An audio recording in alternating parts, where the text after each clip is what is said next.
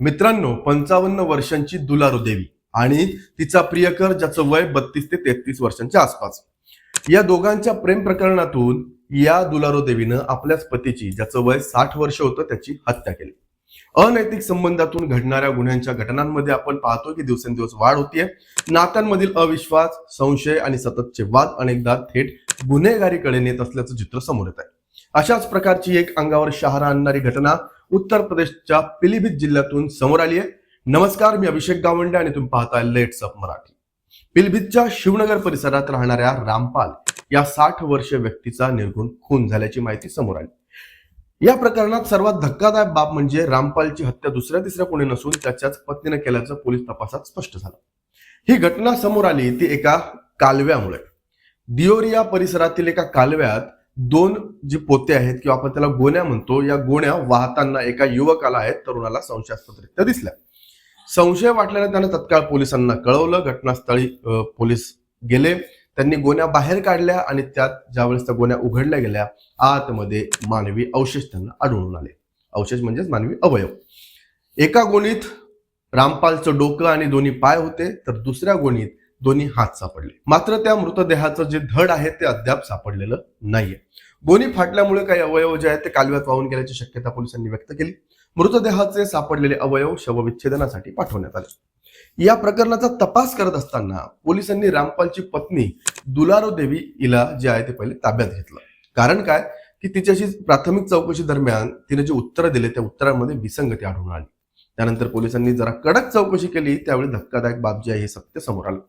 दुलारू देवी जिचं वय जे आहे ते 55 वर्ष, हिनं 24 जुलैच्या रात्री पती रामपालचा कुऱ्हाडीनं वार करून खून केल्याची कबुली दिली.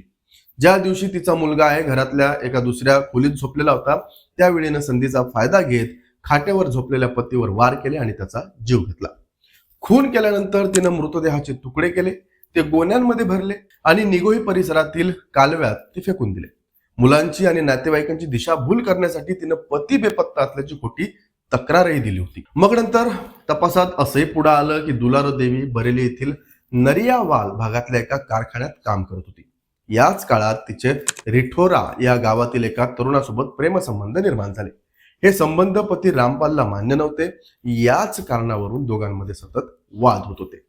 पोलिसांनी दुलारू देवीचा प्रियकर आणि त्याच्या मेव्हण्यालाही ताब्यात घेतलं. मात्र प्रियकरानं हत्येमध्ये आपला सहभाग जो आहे तो नाकारलेला आहे. दुलारू देवी ही त्याच्या विरोधात थेट काहीच बोलत नसल्याचं पोलिसांनी सांगितलं. पोलिसांच्या माहितीनुसार दुलारू देवीनं गुन्हा केल्यानंतर पुरावे नष्ट करण्याचा पुरेपूर प्रयत्न केला. रक्ताळलेली कुऱ्हाड तिनं स्वच्छ धुवून कपाटात ठेवली. ज्या पलंगावर हत्या झाली तेथील गालीचे गोणीत भरून नदीकाठी फेकून दिले. घराची फरशी सुद्धा नीट धुतली गेली होती. या घटनेनंतर दुलारू देवीची मुलंही तिच्यापासून पूर्णपणे दुरावली आहेत. कुटुंबियांच्या म्हणण्यानुसार 6 महिन्यांपूर्वी तिचे बाहेरील संबंध समजल्यापासून घरात प्रचंड तणाव होता. दुलारू देवीचं वय 55 वर्ष, प्रियकर फक्त 32 वर्षांचा आणि या सर्व याच्यात जीव गेला तो 60 वर्षाच्या तिच्या नवऱ्याचा.